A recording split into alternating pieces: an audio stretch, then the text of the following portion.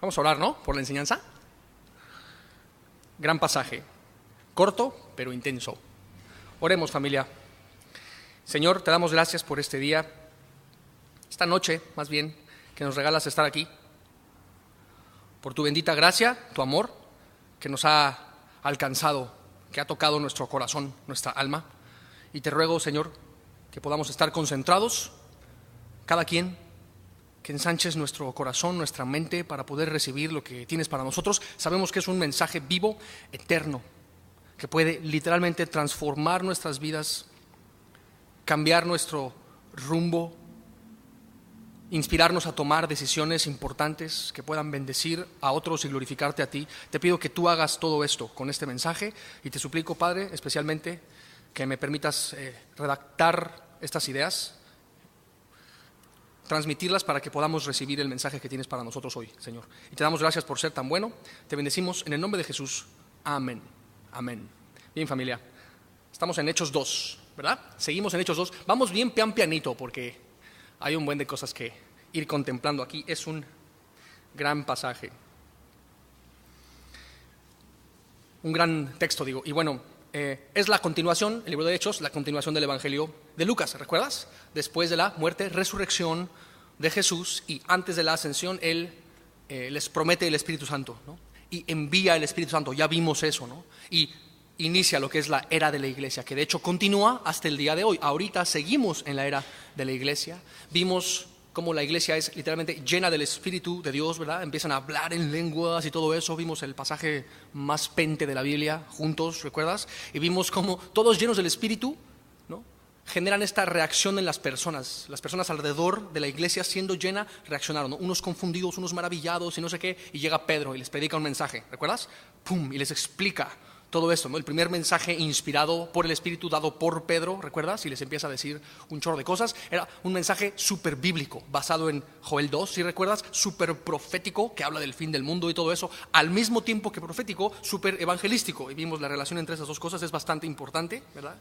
Vimos que era un mensaje también completamente centrado en Jesús, como cristocéntrico, en donde confronta a las personas con su pecado, con un chorro de denuedo, ¿verdad? No muy preocupado como por quedar bien con ellos ni nada así, los confronta con su pecado y los llama, oigan, arrepiéntanse, bautícese cada uno en el nombre de Jesús. ¿Te acuerdas de todo eso, no? Y sé perdonado, porque todo es así como que, y no sé, ese es un mensaje, lo vimos, ¿no? Lo titulamos algo así como mensaje en llamas, ¿recuerdas? Porque era un mensaje así como que lleno de verdades increíbles. Te lo recomiendo, no te los pierdas, los mensajes pasados de la serie de Hechos. Y bueno, vemos que 3,000 personas agarran el patín de Dios, ¿no? En ese mensaje, 3,000 personas literalmente despiertan como espiritualmente, ¿no? Reciben al Señor. Y bueno, interesante esta idea de arrepentidos, porque vimos que arrepentirse no nada más es aborrecer lo que Dios aborrece y volverse del pecado, sino correr hacia Dios, ¿no? Cambiar de rumbo para correr hacia Dios, que nuestro rumbo, familia, sea Dios, correr hacia Jesús, con amor por Jesús en nuestro corazón. Eso es como vital. Nada más quería como recapitular esa idea que es como muy importante.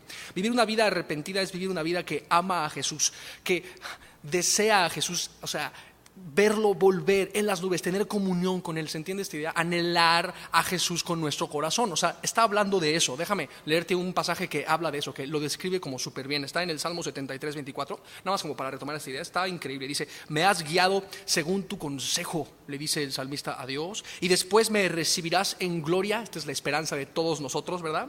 Y fíjate, ¿a quién tengo yo en los cielos sino a ti? Y fuera de ti, nada deseo en la tierra. Piensa eso. O sea, un hombre que amaba a Jesús a tal grado que lo que más desea es a Dios mismo y no desea nada aparte de Dios en su vida. Mi carne, fíjate lo que dice el versículo 26, mi carne y mi corazón desfallecen, mas la roca de mi corazón y mi porción es Dios para siempre. Me encanta esta idea. Y bueno, una vida arrepentida es una vida que ama a Jesús, que desea verle, que desea estar con Él todo el tiempo, ¿no? Y necesitas examinar tu corazón en ese sentido, ¿no? Qué tan grande, qué tan real es ese anhelo en tu corazón por Jesús, ¿no? Te animo a que pongas eso en manos del Señor. Y bueno, vimos que varios se bautizaron y vimos que eran como 3,000. Y por si te preguntaste, ¿y cómo le hicieron para organizarse? O sea, eran 3,000 personas. Bueno, hemos de saber, ahí en el área del templo en donde estaban, ¿no? Había como unos estanques, como con escaleras. Probablemente fueron pasando, ¿no? Bajaban por las escaleras del estanque. En ese ratito ahí probablemente pasaron en grupos de varios, 5 o 6, y había algunos de los apóstoles ahí bautizándolos y subían las escaleras y volvían. No me cuesta tanto trabajo imaginarlo. En Semilla nos ha tocado, ¿no? En Semilla México bautizar como varias veces a varios cientos de personas, es como súper emocionante. Y entonces me imagino como esa misma dinámica, ¿no? Entrando por un como estanque con escaleras y subiendo y simplemente celebrando eso, gente tomando esa decisión de entregarle su vida al Señor, de identificarse con la muerte y vida del Señor, ¿verdad? Para testimonio de las personas alrededor y todo eso. Se bautizaron, está increíble. Y bueno, después de esto, ¿por qué te recapitulo todo esto? Porque esto fue una gran experiencia, ¿no? Una gran llenura, gran mensaje, gran respuesta, todos así. Y quizá recordaron toda su vida ese momento como con cierta nostalgia, pero ¿sabes qué? Es importante no nada más el comienzo como de la obra del Espíritu en las personas, sino la continuación de la obra del Espíritu en las personas, que es de hecho lo que vamos a estar viendo ahorita. Vamos a ver el ejemplo de la iglesia primitiva, un ejemplo increíble, porque no es una iglesia perfecta, o no fue una iglesia perfecta, pero es una iglesia hermosa, la iglesia primitiva. Hay como demasiadas cosas que podemos tomar aquí como modelo. Entonces acompáñame al versículo 42, es increíble. Fíjate lo que dice: perseveraban en la doctrina de los apóstoles. Después de toda esta como super experiencia, ¿no? De la llenura del Espíritu, dice que perseveraban en la doctrina, en la comunión unos con otros, en el partimiento del pan y en las oraciones. Va a costar trabajo pasar de aquí. Hay como un chorro de cosas que ver ahí, ¿no? Y pensemos esto primero, ¿no? Como te digo, al principio del capítulo 2 vemos el inicio de la obra del Espíritu, pero toda esta parte, el final del capítulo 2, vemos la continuación de la obra del Espíritu en la iglesia, ¿no? No tenemos nada en contra de una super experiencia como la que vivieron en la primera mitad del capítulo. Fue increíble, fue importante, fue recordable, pero nuestro caminar con Dios debe ir más allá que una experiencia padre o intensa. Debe ser una perseverancia. Dice, perseveraban en la doctrina de los apóstoles, en la comunión unos con otros, en el partimiento del pan, en las oraciones. Todo esto, es importante que veamos esto. Perseveraban en esto. Y piensa, la sola perseverancia, antes de ver estas 4 cosas en las que perseveraban, la sola perseverancia es un testimonio increíble, ¿no? O sea, tú le platicas a una persona: oye, ¿sabías? Jesús te ama y no sé qué, le entregué mi vida al Señor, fue algo muy padre. Y si llevas como 2 o 3 días de cristiano, te van a decir: ok, está chido, ha de ser tu nueva novedad esta, ¿no? Que ahora resulta muy cristiano, ¿no? Y si 10 años después, si esa persona ha estado viendo tu vida, tu caminar, por decir un ejemplo, 10, 20, 30 años después, le vuelves a decir a esa persona, ¿no? Jesús te ama y no sé qué, y como que, ¿me explico? Puede ser el mismo mensaje que le das como una vez y 20 años después, y el mismo mensaje puede cobrar un chorro de peso con la sola perseverancia. Nada más que veas eso, ¿no? Antes de ver las 4 cosas, ¿no?, en las que perseveraban, otra vez, la sola perseverancia testifica en sí misma, o por sí misma. Esto es como muy importante que lo veas, ¿no? Entonces, ¿en qué perseveraban? En la doctrina de los apóstoles. ¿Qué es doctrina, familia? Es un cuerpo, ya sabes, de enseñanzas, ¿no?, que determina cómo vivo, cómo me comporto. Y hemos visto que una sana doctrina lleva a una doctrina sana lleva a una vida sana. ¿Recuerdas esa idea? ¿No? Entonces, este cuerpo de enseñanzas, y quizá pensamos: uy, la doctrina de los apóstoles, uy, estaría bien padre tener esa doctrina de los apóstoles porque ellos conocieron a Jesús, ¿no?, de primera fuente y quién sabe qué. Ay, ¿cuál será esa doctrina? Me gustaría tenerla. Te tengo buenas noticias. Esa es nuestra doctrina, de hecho, la doctrina de los apóstoles, lo que está escrito en la Biblia, lo que Jesús le dejó a los apóstoles, ¿no?, para que ellos enseñaran. Me encanta. No nos tenemos que inventar nada, tú y yo, familia, como iglesia. No nos tenemos que sacar de la manga ningún mensaje. Yo, como pastor de esta iglesia, no me tengo que preocupar cada semana: híjole, ¿y ahora con qué los entretengo? Sino que está la palabra. Tenemos la palabra de Dios, la totalidad del consejo de Dios, para ir examinándolo verso a verso y ir nutriendo nuestras almas con todo eso, ¿no? Me encanta. Entonces, la doctrina de los apóstoles es lo que les dejó Jesús. Déjame leerte un pasaje, está en Mateo 28, donde Jesús les dice, ¿no?, en esta gran comisión: oigan, vayan, hagan discípulos en todas las naciones, ¿no? Bautícelos en el nombre del Padre, el Hijo y el Espíritu. Y fíjate el verso 20 de Mateo 28, que dice: enseñándoles que guarden todas las cosas que os he mandado, y he aquí yo estoy con ustedes todos los días hasta el fin del mundo. Hablando de la presencia del Espíritu, ¿verdad?, con la iglesia, pero me encanta el énfasis que hace Jesús en la enseñanza. Enséñenles, ¿no?, a las personas que guarden todas las cosas que os he mandado. Jesús hace un énfasis claro, ¿verdad?, en la enseñanza, en la doctrina, en el cuerpo de enseñanzas que sostienen, que definen nuestras vidas, ¿no? Jesús mismo enfatizó, ¿verdad?, en la enseñanza durante su ministerio, como ya hemos visto en varios pasajes como en Marcos y todo eso, ¿verdad? Y, ¿sabes? Pasan cosas cuando estamos en la palabra y cuando nos quedamos en la palabra. Literalmente, suceden cosas. Déjame darte un ejemplo de esto. ¿Te acuerdas cuando Jesús muere, resucita y se aparece a unos discípulos que iban camino a Emaús, ¿recuerdas? Después de la resurrección y todo eso. ¿Y qué hace Jesús? Les da un estudio bíblico a estos vatos. Literalmente les abre el Antiguo Testamento, ¿no? Y dice el versículo 27 de Lucas 24 lo siguiente. Dice que comenzando desde Moisés y siguiendo por todos los profetas, les declaraba en todas las escrituras lo que de él decían. Fíjate, les dio un mensaje bíblico pegadito a la escritura Jesús ahí. Me encanta esta idea, ¿verdad? Y fíjate lo que pasó, es lo que te digo. Pasan cosas cuando enseñas la palabra. Dice el versículo 32 de ahí mismo de Lucas 24, que se decían uno al otro: ¿no ardía nuestro corazón en nosotros mientras nos hablaba en el camino y cuando nos abría las escrituras? Puedes ver, dos personas que tal cual su corazón despertó y se encendió de pasión por Dios, por simplemente escuchar las escrituras siendo abiertas, siendo explicadas, ¿me explico? Esto es como bien bello y es mi oración. Asumo que nos pasa seguido a todos. A mí me pasa seguido, es algo muy bello. Me pasa que experimento eso, ¿no? De que tu corazón se enciende cuando escuchas una enseñanza y dices, wow, o sea, no manches, es increíble, ¿no? Inspira tu corazón, lo ministra, ¿no? Es como solo muy bello. Ayer, de hecho, estaba escuchando una enseñanza así como que literalmente me dejó sin palabras lo que estaba escuchando. O sea, me quedé como que... Y ni conozco al autor, pero simplemente fue como muy inspirador. De hecho, le mandé un mensaje, le dije: bro, gracias por tu trabajo, neta, es demasiado. Andaba yo, lloré y lloré, oré por él, oré por su equipo. Fue un tiempo increíble. Lo que te digo, pasan cosas cuando consideras la escritura de manera sencilla, se enciende el corazón. Ahí está. No es que no pude evitar pensar en esta idea, como por lo de ayer y lo de ahorita. Pasan cosas cuando estudiamos la palabra. Dice: ¿no ardía en nosotros nuestros corazones, ¿no? Cuando Él nos abría las escrituras? Está impresionante, ¿no? La iglesia primitiva, familia, priorizaba la enseñanza. Por eso nosotros hacemos esto en Semilla, de hecho. Y hemos de saber esto, porque, o sea, la enseñanza de la palabra en una iglesia va de la mano con el aprendizaje de la palabra en una iglesia y con una como dinámica dentro de la iglesia, ¿verdad? Que surge como fruto de esa enseñanza. Entonces, voy a dar una especie como de paréntesis antes de pasar a la segunda parte del versículo 42, para que veas eso. O sea, la enseñanza de la palabra, ¿verdad?, viene de la mano de un aprendizaje de la palabra y de una dinámica en la iglesia que es el fruto de la enseñanza y el aprendizaje de la palabra. ¿Se entiende esta idea? Muy importante, porque piensa, hay una dinámica interna en la iglesia, el funcionamiento de los cristianos dentro de la iglesia, ¿no? Una dinámica interna, pero importante, porque esta dinámica debe ser como un yo-yo que gira. ¿Hacia dónde gira el yo-yo? Hacia afuera realmente, después un poco hacia adentro. Entonces es importante la dinámica interna, sí, pero un yo-yo debe estar en constante movimiento, girando hacia afuera. Somos una misión encarnada que tiene como fin alcanzar a las personas que no tienen a Jesús en esta ciudad, ¿se entiende? Entonces debemos funcionar dentro de la iglesia como el fruto de la enseñanza y el aprendizaje de la palabra. Entonces quiero que veas cómo se ve eso en la iglesia. Te voy a dar algunos ejemplos como lo más práctico posible. De hecho, es importante que pongas, ahora sí que como decía el ¿cómo se llama?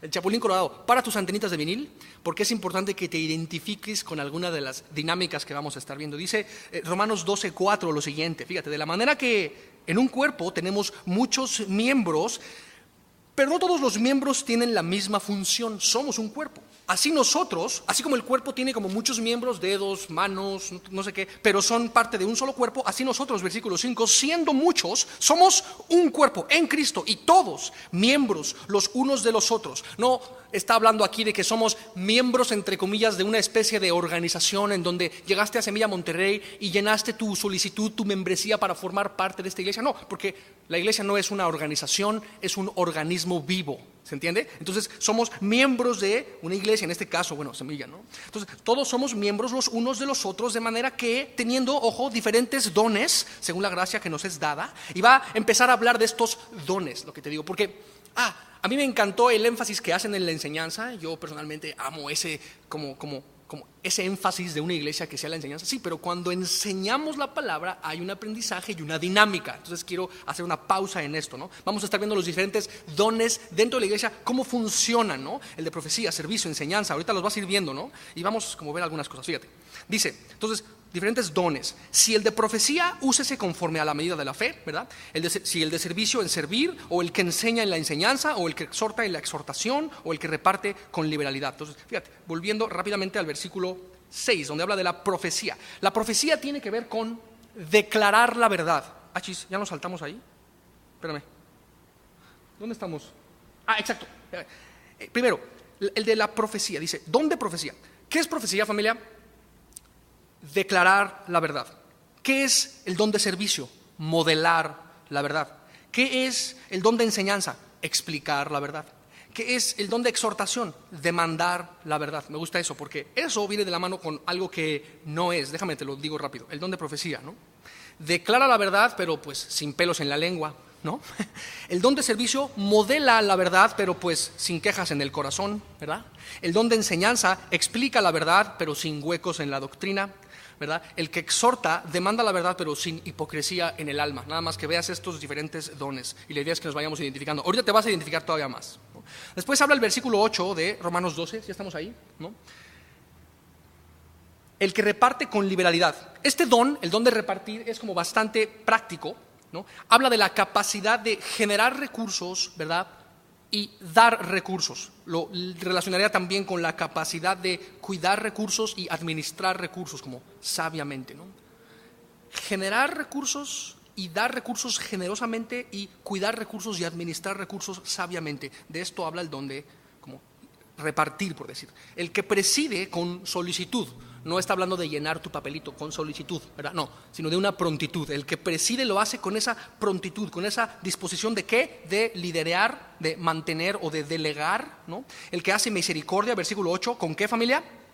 Con alegría. Esto habla de gente que tiende a espiritualmente ser compasiva, interceder por otros, buscar la restauración de otros. Como puedes ver, es así, ¿no? O sea, cada uno tenemos distintos dones. Uno tiende a declarar la verdad, otro tiende a modelar la verdad, otro tiende a explicarla, otro tiende a demandarla, otro tiende a ser generoso, otro tiende a delegar o liderar, otro tiende a ser compasivo. Y versículo 9, el amor sea sin fingimiento. Lo más importante es el amor, ¿no? Todos los dones, toda la dinámica interna de la iglesia debe ser permeada por el amor de Jesús. Y dices, como que no quedó muy claro. Ok, vamos a hablar, aparte de dones, de funciones dentro del cuerpo. Esto está en Efesios 4:11 y ahorita vamos a atar un poco los cabos. Fíjate lo que dice Efesios 4:11.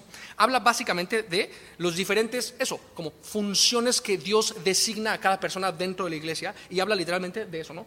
Que Dios mismo constituyó a unos ¿qué? ¿Qué dice, familia? Apóstoles. A otros ¿qué más? Evangelistas, fíjate, profetas, pastores, maestros. Todas estas son funciones, es importante.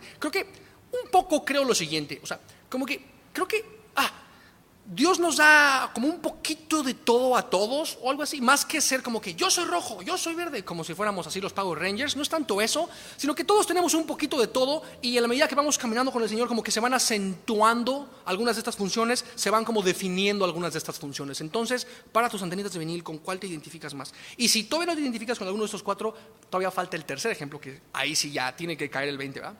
Apóstoles. ¿Qué son los apóstoles? Yo lo relacionaría con gente que es enviada. Eso significa un apóstol. Son gente enviada muchas veces a plantar nuevas obras. Esto tiene que ver con todo el tema de plantar iglesias. Plantar iglesias, de hecho es un tema fascinante. Hay como mucho que aprender. Si quisieras saber un poco más de eso, solo escribe ahí al mail de Semilla. Te puedo mandar un chorro de recursos y cosas así. Es un tema fascinante. Tiene todo que ver con el estudio de misiones, misiología, plantar iglesias. Es todo un tema, ¿no? Entonces, el apóstol tiene que ver con eso, con el rollo de plantar iglesias. Evangelista tiene que ver con gente que tiene como una carga por aquellos que no son salvos, ¿no? Gente que tiende a alcanzar relacionar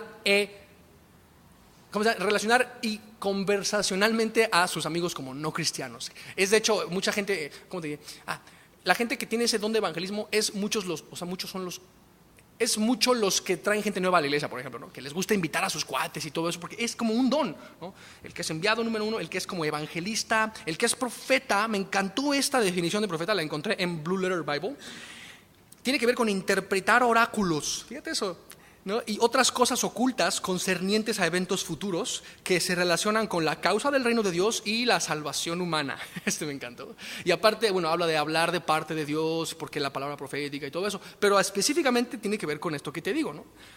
¿No te gustó? Interpretar oráculos y cosas ocultas. Es que se me encantó a mí, ya sabes, eventos futuros y todo eso. Y después, pastores, fíjate, el pastor es distinto, tiene que ver con sobrever a un rebaño de personas, cuidar, como dice Pedro, ¿no?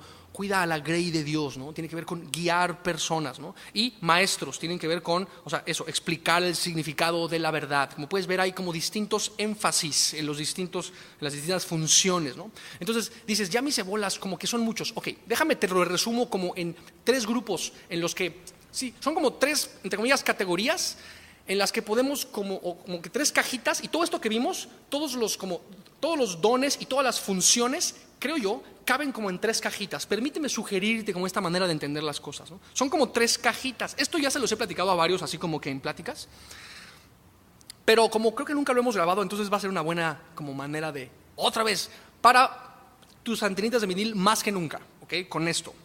Hay, creo yo, tres tipos de personas: los espirituales, los relacionales y los estratégicos. Piensa, ninguno de estos es mejor que el otro, ni peor que el otro, ni más espiritual que el otro o menos espiritual que el otro, pero es importante que nos quede el saco con alguna de estas tres, o que tiendas a alguna de esas tres. Creo que vas a identificarte con alguna de estas tres: espiritual, número uno; relacional, estratégico.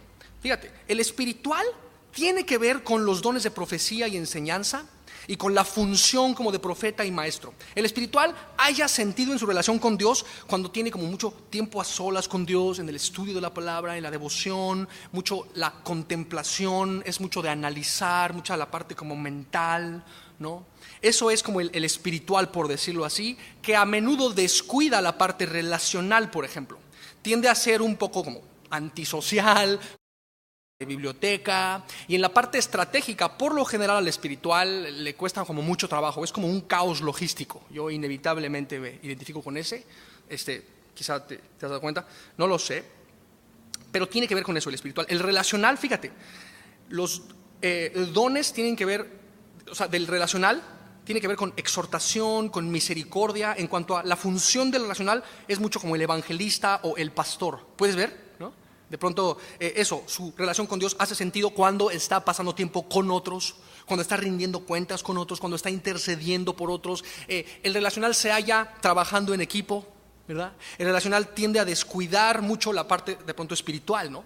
De pronto, el espiritual es lo que te digo, es como mucho de su tiempo a solas con Dios y así, no como rata de biblioteca y todo eso, ¿no? Y descuida lo relacional. En cambio, el relacional tiende a descuidar lo espiritual, porque como es tan relacional, su relación con Dios solo hace sentido cuando está con otros, tiende a depender de otros. ¿Me explico? Y todo lo que te digo, todos tienen como aspectos buenos y malos y ninguno es mejor ni peor que otro. Es simplemente hay como esas tendencias, ¿no? El espiritual, el relacional tiende a descuidar lo espiritual, y en la parte estratégica no es tan desorganizado como el espiritual, pero es un poco menos organizado que el estratégico. El estratégico es así como súper organizado. ¿Me vas siguiendo? ¿Seguro? La tercera categoría es como el estratégico. En cuanto a dones, tiene que ver con el don de servicio, el don de repartir, el don de presidir. En cuanto a función, tiene que ver con el apóstol, también lo vería como eso en la parte de ser enviados y todo eso. El estratégico se halla, o su relación con Dios hace sentido cuando hay cosas que están sucediendo. Tiende a organizar, tiende a planear, tiende a evaluar, tiende a buscar y ver resultados, ¿se entiende? Hay gente cuya relación con Dios hace sentido solo cuando es así, con el énfasis como estratégico, ¿no? Fácilmente descuida la parte espiritual, tiende a operar como en sus fuerzas porque se le da la onda de planear, de organizar, de hacer suceder. Entonces tiende a descuidar la parte espiritual. La parte relacional, supongo que es como que un poco más relacional que el espiritual, pero no tanto como el relacional, ¿no? Y en la parte como estratégica, pues obviamente es el más organizado, mucho más organizado que el espiritual, por supuesto, y más organizado que el relacional. Espero hacer sentido, ¿no? Espiritual, relacional, estratégico. Como puedes ver, creo que encajan, realmente encajan. Pasé un rato viendo esto, y creo que es importante que empieces como a identificarte y decir, órale, ahora, ¿cuál es el punto con todo esto? Te digo, estamos en el punto de la enseñanza tiene que ver con el aprendizaje y con la dinámica interna de la iglesia, que realmente es una dinámica interna que debe girar hacia afuera porque somos una misión encarnada. Espero hacer sentido. Y mucho de esa dinámica o la manera en la que funcionamos, tendemos a pensar, es que mi llamado o lo que yo hago es mejor o más importante que lo que tú haces o que tu actividad o llamado, ¿no? El que es llamado a la enseñanza tiende a menospreciar al evangelismo. Es como que, ay, ¿para qué evangelizas? El chiste es la palabra y no sé qué, porque evangelizas, les dices una vez y nadie les da seguimiento. No, lo importante es la enseñanza, ¿no? Y el que es llamado al evangelismo dice como que, ay, tú nada más estás pensando en enseñar, el chiste es alcanzarlos, porque quién sabe qué, ¿no? Entonces es importante porque ambos se complementan, ¿no? Uno los alcanza y el otro le da seguimiento, por decirlo así, ¿no? O no sé si me explico, ¿no? El que es como llamado a, no sé, la parte de la misericordia y la hospitalidad y visitar enfermos y todo, tiende a pensar que es lo más importante. El de la enseñanza tiende a pensar que su ministerio o función es la más importante y todo eso. ¿Y qué quiero decirte con todo esto? Que realmente todos son importantes, todos son necesarios, y otra vez, ninguno es mejor ni peor que ningún otro. Primera de Corintios 3 habla de eso, ¿no? Pablo pone el ejemplo de la iglesia como una especie de jardín en donde uno planta, el otro riega, pero lo importante es Dios que trae el crecimiento. Fíjate, dice, yo planté, Apolos regó, pero el crecimiento lo ha dado Dios. No importa cuál es tu llamado o función, sino que crezcas, que seas parte de la dinámica interna de la iglesia que gira hacia afuera. De hecho, el que planta es algo, versículo 7, así que ni el que planta es algo ni el que riega, sino Dios que da el crecimiento, ¿verdad? Básicamente, entonces, regresando a la idea de Romanos 12:5, dice que siendo muchos somos un cuerpo en Cristo y todos miembros los unos de los otros. Espero haga sentido. Y bueno, aparte de que la iglesia primitiva es nuestro modelo en ese sentido, de enfatizar la enseñanza que lleva a un aprendizaje y a una dinámica con la que es importante identificarnos. ¿Con qué más perseveraba o en qué más perseveraba la iglesia primitiva? Versículo 42. En la comunión unos con otros. En eso perseveraban, en la comunión unos con otros. La palabra comunión es la palabra koinonia en griego. Es interesante porque más que una palabra, familia, es como una idea, es como todo un tema, es una idea muy amplia, la idea de comunión o koinonia. Se traduce en otros pasajes como compañerismo, como compartir, como contribuir, como participar. Interesante, participar. Y dice, ellos perseveraban en la participación. Has de saber, la comunión tiene aspectos como espirituales, doctrinales, que se reflejan en cosas prácticas, funcionales. Entonces, déjame explicarte un poco esa idea como de la comunión. Para empezar, tiene implicaciones espirituales como de hecho muy profundas. Tiene que ver con lo que Dios dice de nosotros. Dios dice que tenemos comunión con Él, que somos uno con Él, una común unión. De hecho, segunda de Pedro 1:3, como puedes ver, habla de que todo lo que necesitamos nos fue dado ya para la vida y la piedad, básicamente, mediante el conocimiento de la gloria y excelencia de Dios. Versículo 4, que nos dio un chorro de promesas increíbles por las cuales llegamos a ser, ¿qué dice? Participantes de la naturaleza divina. Importante eso. La idea de la comunión tiene que ver con esto primero. Dios te ha hecho participante. La palabra participante es la misma raíz que koinonia, ¿okay? Él te ha hecho participante de la naturaleza divina. Él ve una unidad entre tú y Él cuando eres creyente, ¿no? Habiendo huido de la concupiscencia y todo eso. Fíjate lo que dice primera de Juan 3, la segunda parte. Dice Juan, nuestra comunión verdaderamente es con el Padre y con su Hijo Jesucristo. ¿Puedes ver? Nuestra comunión, nuestra koinonia, o sea, doctrinal, espiritualmente significa eso, ¿ok? Que tú recibiste a Dios en tu corazón y que cuando eso sucedió, Dios te recibió a ti en su corazón, de modo que tú eres uno con Dios, Dios es uno contigo. Eso es una realidad, ¿ok? Déjame decirte todavía más sobre esto, ¿no?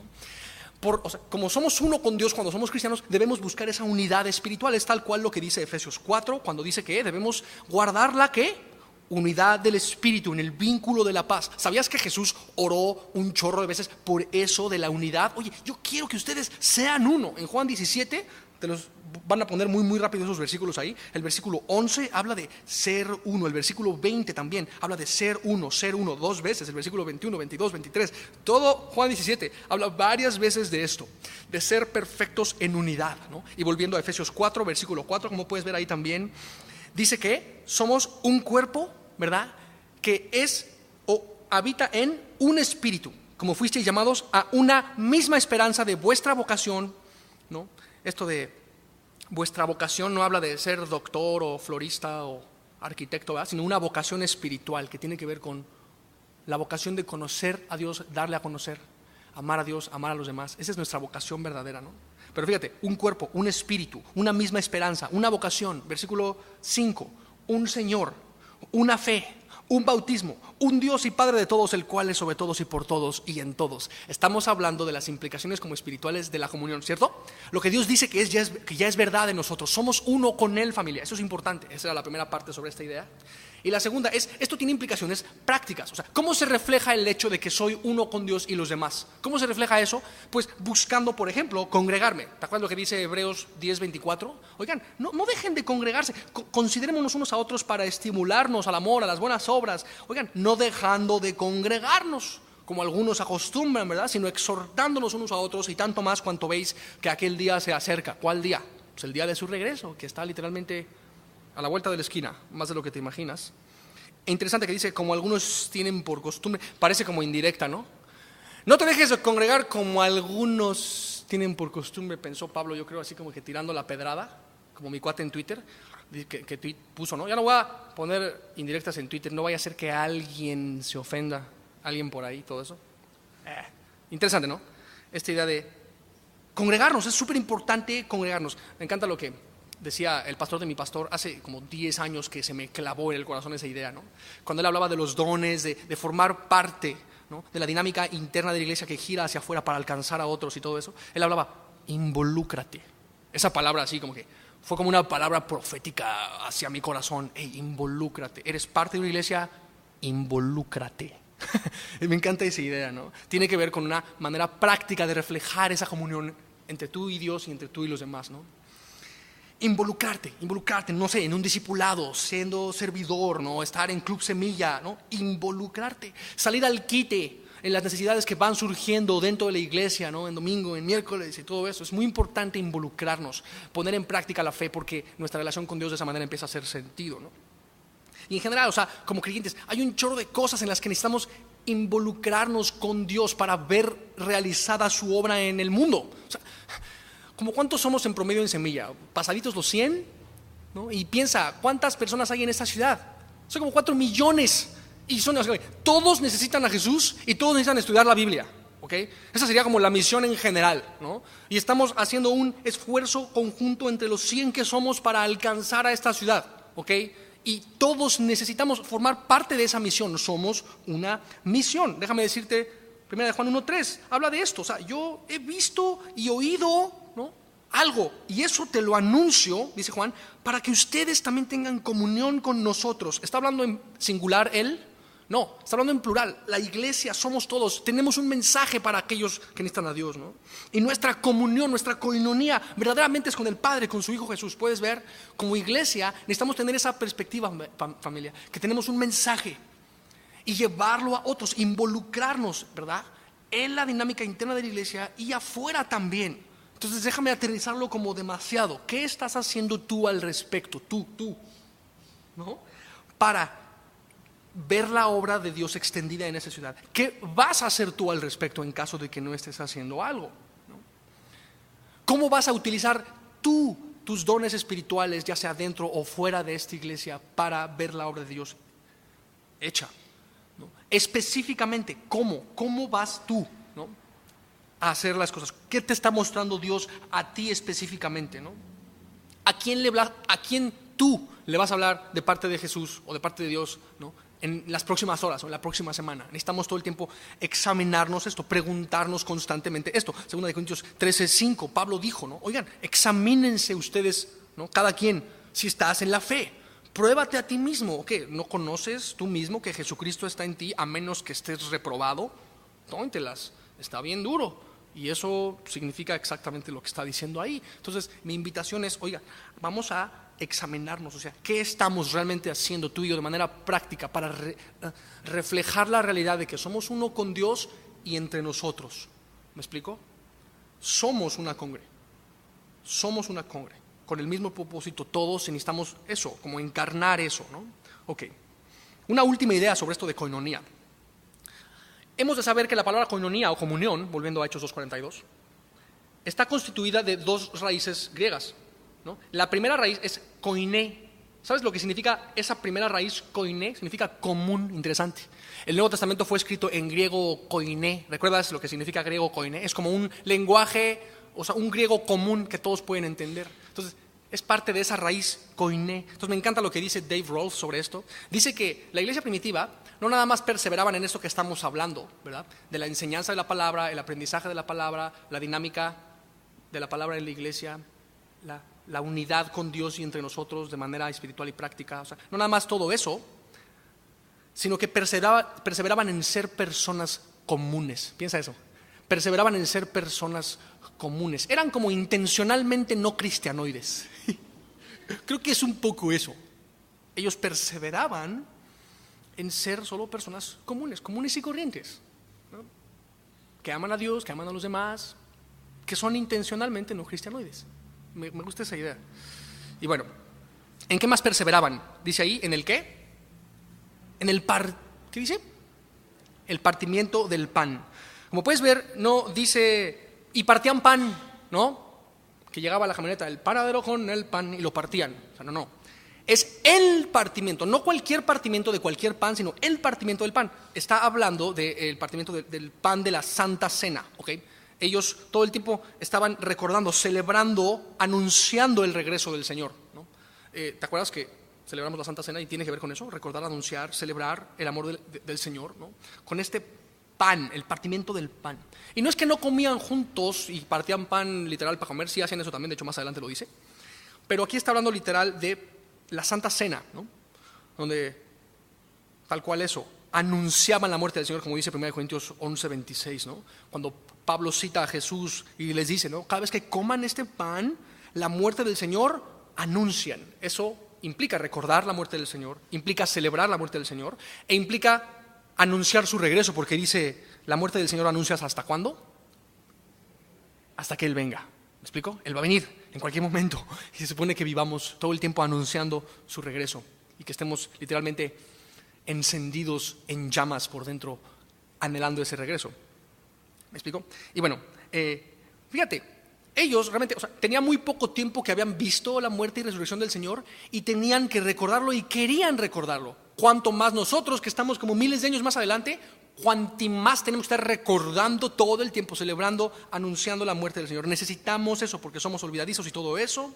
Por eso en Semilla celebramos regularmente la Cena del Señor. ¿En qué más perseveraban? En las, ¿qué dice? En las oraciones, ¿verdad? Versículo 42 dice ahí también. Perseveraban en esas 4 cosas, ¿no? En la palabra, el aprendizaje de la palabra, la dinámica interna de la palabra, la dinámica misionera de la palabra, por decirlo así. En la comunión unos con otros, ¿no? Ya lo vimos. El partimiento del pan y las oraciones. También, como puedes ver, dice las oraciones, ¿no? No nada más habla de, y cada uno oraba y tenía su relación con Dios, sino de oraciones que levantaban juntos como iglesia regularmente, ¿no? Se juntaban así, a alabar a Dios, a orar a Dios. Es un poco por eso que nosotros oramos todo el tiempo aquí en Semilla, ¿no? Oramos antes de la alabanza, durante la alabanza estamos como en un sentido orando, oramos antes de la enseñanza, después de la enseñanza, y vimos, ¿no? Hace 2 domingos, ¿te acuerdas? Cuando hablamos de esto de la casa de oración, ¿no? En donde se supone que tengamos comunión con Dios durante las reuniones, que oremos antes, durante, después de la enseñanza, que sea un tiempo de oración conjunta, ¿no? Que tengas comunión con Dios durante la enseñanza. Es que yo me distraigo y me aburro, ya sé, a todos nos pasa. Entonces vente descansado, descansada y ven a estar aquí con toda tu atención, tener comunión con Dios, ¿no? Parando tus antenitas de vinil y diciendo, ¿cómo puedo funcionar, ¿no? En esta iglesia y todo eso? Entonces perseveraban en esas 4 cosas: la palabra, la comunión, recordar el amor de Jesús y anunciarlo, y en las oraciones, ¿no? Este es nuestro modelo, no nada más como iglesia, sino es nuestro modelo como individuos, tal cual. Entonces es importante, ¿no? O sea, porque, no sé, mucha gente de pronto pasa que su vida está como de cabeza. ¿Sabes por qué pasa muchas veces eso? Porque está fallando en alguna de estas 4 cosas o en más de una de estas 4 cosas, ¿ok? Demasiadas vidas, ¿cómo te diré? Eso, o no están en la palabra, muchas o casi todas las vidas que están como de cabeza es porque o no están en la palabra o no se están congregando regularmente y funcionando, ¿no? Dentro de una iglesia y como dinámica, como esa misión que somos, ¿verdad? O no están constantemente como recordando y anunciando el amor de Dios, o simplemente no oran, ni grupal ni individualmente, ¿no? Ahora, y eso, mucha gente, cuando no caminas en estas 4 sencillas cosas, porque hemos de saber, la iglesia primitiva, familia, era una iglesia poderosa, ¿ok? Y la manifestación del poder de Dios estaba en esta iglesia con tan solo hacer estas cosas. Simplemente ellos perseveraban ahí en esas 4 cosas, ¿no? Ahora, hay gente que está perseverando en estas 4 cosas y de todas formas tiene como broncas y todo. No estoy diciendo que caminar en estas 4 cosas va a hacer que nunca tengas problemas o algo así, pero sí estoy diciendo que muchas de las broncas que muchos de nosotros tenemos es porque dejamos de perseverar en alguna de estas 4 cosas o en más de una de estas 4 cosas, o de plano no hacemos ninguna de las 4, ¿se entiende? Entonces, no sé, yo creo que cuando de pronto me llegan a preguntar, no, que un consejo de tal cosa, a mí sí me gusta decirles, bro, ¿cómo estás con la palabra? ¿Cómo vas en eso? ¿Te estás congregando regularmente? ¿No? ¿Estás hablándoles a otros del amor de Dios? ¿Estás en tu aventura personal con Dios acaso? ¿Estás orando? ¿Me explico? Es como que importante poner así como que palomita, palomita, palomita. ¿Cómo estás en estas áreas? Es importante que te lo preguntes y que te lo contestes también. Y bueno, vamos a ver. Como te digo, era una iglesia como poderosa que caminaba en estas cosas, y el versículo 43 dice, ¿no? Sobrevino temor a toda persona, claro, porque el poder de Dios estaba en esta iglesia. Entonces, la gente empezó a tener como temor. Esto es algo bueno, porque el principio de la sabiduría es el temor de Jehová. ¿Recuerdas lo que dice el Proverbio 1? Entonces es eso, ¿no? De aquí nos vamos a ir un poco más de volada hasta el final del capítulo. Y todos necesitamos, familia, un temor profundo, reverente a Dios en nuestras almas. Y esto fue lo que generaba esta iglesia, ¿no? Sencilla, no perfecta, pero sí hermosa y ejemplar, ¿no? Sobrevino temor a toda persona y muchas maravillas y señales eran hechas por los apóstoles. Es decir, Jesús validó el llamado y ministerio de estos apóstoles, ¿no? De modo que había así maravillas, señales, ¿no? Y todo esto, el poder de Dios se manifestó en y a través de esta iglesia, ¿no? Versículo 44, todos los que habían creído estaban juntos, pasaban tiempo juntos. Esto es importante, un poco ya lo vimos, ¿no? Sobre la importancia de congregarnos. Y luego dice que tenían en común todas las cosas. Órale, tenían en común todas las cosas. O sea que a todos les gustaba la misma música. No. O sea que a todos les gustaba la misma comida. No. O sea, no es tanto eso, sino que tenían unidad. A pesar de ser como distintos entre ellos, los unía un mismo sentir, el sentir de Dios, el sentir de que son uno con Dios, de que los une. Todas las cosas que ahí vimos que nos unen con Dios, ¿no? Un Señor, una esperanza, una vocación, todo lo que ya vimos, ¿no? Tenían en común estas cosas, esta común unión con Dios y entre ellos, ¿no? Es importante esto, ¿no? Que tengamos unidad. Aunque seamos diferentes, que estemos unidos, porque Dios se glorifica en la diversidad cuando hay una unidad en Jesucristo. Podemos ser diferentes y estar unidos y Dios se glorifica en la diversidad con su multiforme gracia. Versículo 45 dice que vendían sus propiedades y sus bienes y los repartían a todos según la necesidad de cada uno. Órale, la iglesia primitiva eran súper generosos, ¿okay? Tenían una perspectiva clara de lo eterno, como que eran generosos, no echaban, no estaban, no eran así como que agarrados o amarrados a las cosas, sino que dice que vendían sus propiedades, ¿no? Me encanta. Tiene que ver con, para ellos lo más importante no eran las posesiones, no eran, no sé, los logros o cualquier otra cosa, sino el Señor, de modo que eran así como desprendidos, ¿no? Me encanta esto, la idea de ser desprendidos, no nada más de las cosas como materiales o algo así, ser desprendidos, valorar por encima de las posesiones, por encima de tu tiempo, por encima de cualquier esfuerzo o proyecto, valorar a Dios, ¿se entiende? O sea, ellos vendían las cosas, eran desprendidos en ese sentido, ¿no? Me encanta esta idea. Y aparte tiene también que ver con ¿a poco no echar raíces en este mundo, ¿no? Eso tiene que ver con una perspectiva de expectación. Estaban esperando al Señor todo el tiempo, ¿no? No afanados a las cosas de aquí abajo, porque pues total, el Señor puede volver en cualquier momento, ya no importa, dejo aquí todo lo demás, ¿no? No voy a usar, o sea, ¿sí me explico? Cuando vaya en el rapto, ¡fum! No es así como que voy a ser raptado y no, espérate Señor, espérate, oh, mi iPhone, o sea, no, simplemente ¡fum! Ya, y todo se quedó ahí, ya, no necesitas nada más, ¿ok? Entonces tenían esta como ideología como desprendida, doctrina de la inminencia, este rollo de, o sea, el Señor va a volver en cualquier momento, o sea, literal, ¿no? Me encanta. Y bueno, como te imaginarás, este versículo se interpreta así como que la iglesia era comunista porque vendían sus propiedades, sus bienes, los repartían a todos, ¿no? No era comunista, porque el comunismo es como que lo tuyo es mío, pero la iglesia primitiva es lo mío es tuyo, ¿me explico? El comunismo es dame lo tuyo y si no te mato y tienes que hacerlo. La iglesia de Hechos 2 es lo tuyo es mío y te lo doy porque quiero hacerlo y no lo hago sin Dios, sino con Dios, ¿no? Dicen por ahí que el comunismo es el cristianismo sin Cristo. Pues, entonces, cristianismo sin Cristo pues no es nada, es una tiranía violenta y apesta y todo eso, ¿verdad? Entonces no era comunismo, no era comunista la iglesia. Y bueno, otra cosa, porque dices, ay, está bien padre esta onda. Vendían sus propiedades, sus bienes, los repartían y vivían así, tipo como en una comuna hippie, ¿no? O sea, quizá pensamos, ¿no? Órale, está bien cool, la iglesia primitiva era bien cool. Entonces, por eso vivían así, porque era cool. No es como que era lo que estaba de moda o que era como innovador o algo así. No, era una necesidad que ellos experimentaban. Dios había puesto en la iglesia una necesidad de congregarse, de vivir en comunidad. ¿Por qué? Porque esto tiene que ver con la imagen de Dios en nosotros.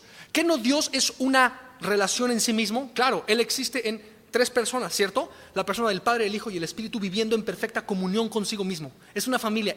Dios es una relación en sí mismo. Eso. Entonces, Él puso esa imagen en nosotros de modo que nosotros tenemos esa necesidad de relacionarnos también, de tener comunión con otros. Es lo que te digo, no porque sea cool, no porque sea lo de moda, sino porque es una necesidad mostrada por Dios y suplida por Dios a través de la iglesia. Acuérdate de esto, la iglesia es una provisión de Dios. Es una oportunidad para reflejar a Dios, para vivir en comunidad, porque Dios mismo es una comunidad. ¿Se entiende la idea? Híjole, es que ya sé que intensé, hoy hablo rápido, pero espero estar haciendo sentido aunque sea un poco. ¿Ok? Ellos perseveraban de esta manera. Versículo 46 sigue con esa misma idea. Dice que perseverando unánimes, otra vez esa misma idea, cada día, órale, o sea, no nada más los domingos y los miércoles, ¿no? Y ya sabes, aquí, bueno, venimos con un chorro de pila los domingos y les digo, nos vemos los miércoles, y los miércoles venimos bien poquitos. Allá era como que cada día bien pilas todos. Es como que, o sea que estamos medio tibios acá. Pues sí, la verdad, nos falta esto. ¿Se entiende la idea? Perseverando unánimes cada día en el templo y partiendo el pan en las casas. Esto habla otra vez de la Santa Cena, ¿verdad? Interesante, porque ¿dónde partían el pan? En las casas, no nada más en la iglesia. Puedes ver, se juntaban entre ellos en casas y en las casas recordaban, anunciaban, celebraban el amor de Jesús. Vivían en esta dinámica todo el tiempo de alcanzar a sus amigos y todo eso, ¿no? Wow, me encanta esta idea. Y fíjate lo que dice el versículo 46. Está lo que le sigue de inspirador y maravilloso. Comían juntos con alegría y sencillez de corazón. Wow, esto es así como que, wow, es como una probadita del cielo. Comían juntos con alegría y sencillez de corazón, versículo 47, alabando a Dios y teniendo favor con todo el pueblo. Esto es incomparable. Esto, o sea, es como el diseño de la vida. O sea, la vida fue diseñada para vivirse de esta manera, perseverando unánimes, ¿no? Celebrando el amor de Jesús, comiendo con alegría, sencillez de corazón, alabando a Dios todo el tiempo, hallando gracia. Dice, tenían favor con todo el pueblo. Eran comunidades que eran conocidas por la gente alrededor, ¿no? Esa es mi oración, familia, o sea, que seamos eso, una comunidad, o sea, que de pronto la banda alrededor como que ubican como, órale, ahí son buen rollo y, o sea, conocen a Dios y como que se aman un chorro y estudian la Biblia y están bien chidos o algo, qué sé yo, ¿no? Esto es como que debe inspirar lo que te digo, ¿no? Y esto de comer juntos me recuerda, te lo digo, no pusimos la diapositiva, pero me recuerda a Lucas 10:7 cuando básicamente habla de esto, de que el salario de un misionero, y hemos de saber, todo cristiano es un misionero o de plano es un impostor, como diría Charles Spurgeon.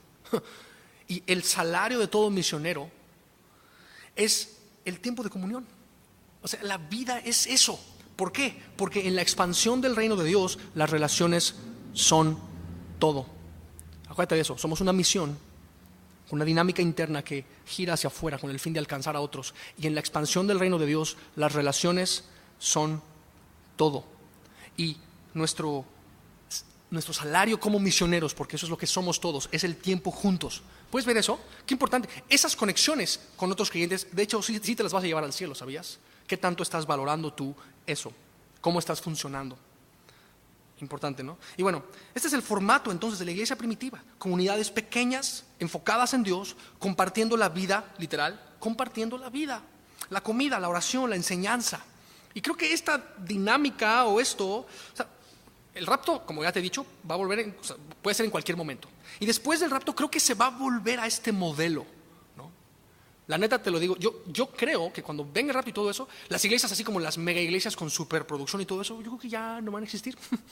Van a volver a esta dinámica en donde las relaciones son todo, en donde tener sencillez de corazón y comer juntos con alegría, dependiendo de Dios, platicando de Él, es lo único que va a hacer sentido, ¿no? Y sabes, estamos de hecho al final de los tiempos y es mi oración que esta iglesia se convierta en eso, ¿okay? Porque estamos tal cual en los últimos tiempos, ¿no?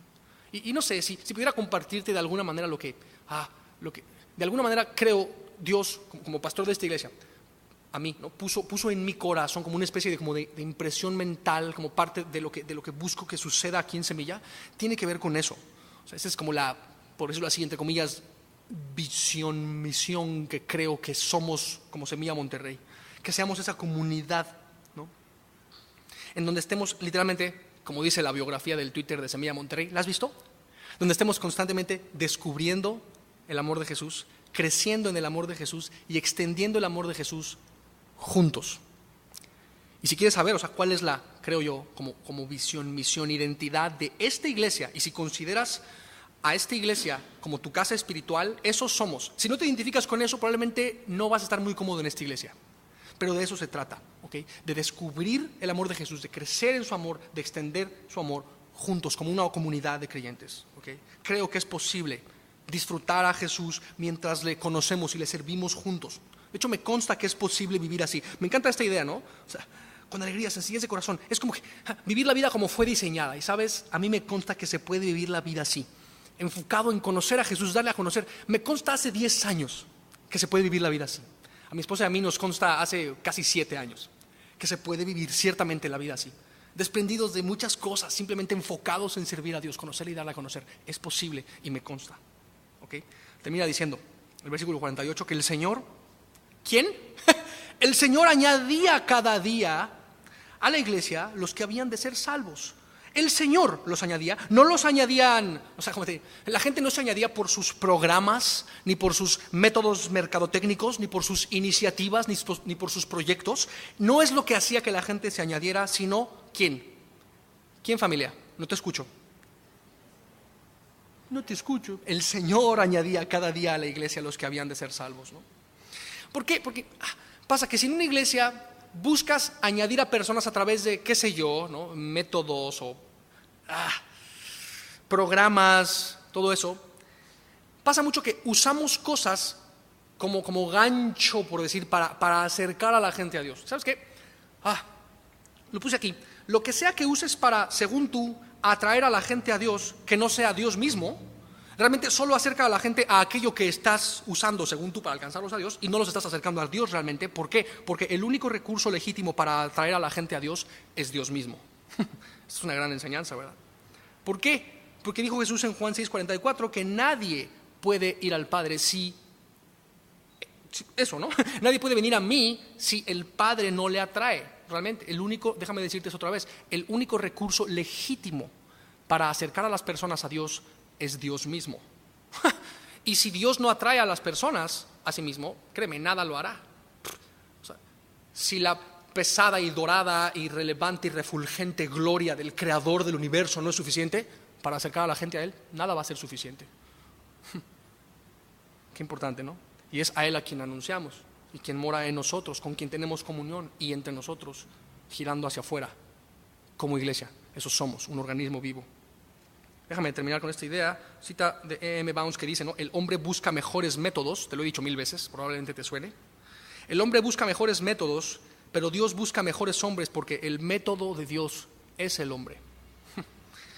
Wow, entonces el Señor añadía cada día a los que habían de ser salvos. Y bueno, eso, ¿por qué no oramos por estas cosas? Iba un poco rápido, pero teníamos varias cosas que cubrir ahí. No sé, es mi oración que te hayas identificado de alguna manera con todo esto. ¿Me acompañas a orar? Padre, y queremos hacer de esta enseñanza nuestra oración. Gracias por este modelo que nos permites observar hoy. Queremos, Señor, perseverar, porque la perseverancia testifica en sí misma. Y queremos perseverar en estas cosas, Señor, en tu palabra, en la comunión, recordando tu amor, anunciando tu amor y orando, Señor, teniendo comunión contigo. Queremos perseverar en estas cosas, Señor. Queremos rogarte que la enseñanza de tu palabra haga que nuestro corazón arda, que sucedan cosas como lo vimos ahorita. Te rogamos, Señor, que nuestras relaciones inspiren a otros a vivir para ti, Señor. Entendemos que somos un cuerpo. Aquí no se trata de uno solo o dos o ni siquiera de un equipo de servicio. Somos todos un cuerpo. Y esta ciudad te necesita, Dios. Te suplicamos que examines el día de hoy nuestro corazón para que discernamos si estamos funcionando como debiéramos dentro de tu cuerpo que es la iglesia, Señor. Te rogamos que confirmes los dones que nos has dado a nuestro corazón para que podamos entonces tomar decisiones y funcionar en esta dinámica interna de la iglesia, girando como un yo-yo hacia afuera, para que otros que están fuera, que no te conocen, que vengan a ti, Señor. No queremos que la iglesia se llene de gente, sino que el cielo se llene de gente. Y si anunciar el cielo implica que se va a llenar esta iglesia, bueno, así será. Pero nuestro enfoque no es, entre comillas, el éxito o algo así, sino glorificarte, Señor, porque de eso se trata. Úsanos, te lo suplico, para alcanzar a otros. Señor, queremos juntos descubrir tu verdad, crecer en tu verdad, extender tu verdad a otros, con alegría, con simplicidad, como lo vimos ahorita, porque ese es tu diseño, Señor. Eso es la probadita del cielo que nos has regalado en este lado de la eternidad. Y te suplico que seas tú, no nosotros, no nuestros métodos, no nuestras ideas, no nuestros proyectos, que seas tú añadiendo cada día a tu reino, a esta iglesia, Señor, a las personas que han de ser salvas, Señor. Tú ya sabes quiénes son, tú ya sabes. Y sabemos que tu regreso es pronto, Señor. Queremos rogarte especialmente por aquellos que no te conocen, que quizá estén aquí o escuchando esta grabación en video o en audio, que tú les atraigas a ti, Señor, porque solo tú puedes atraerlos, y que ellos hallen salvación, literalmente.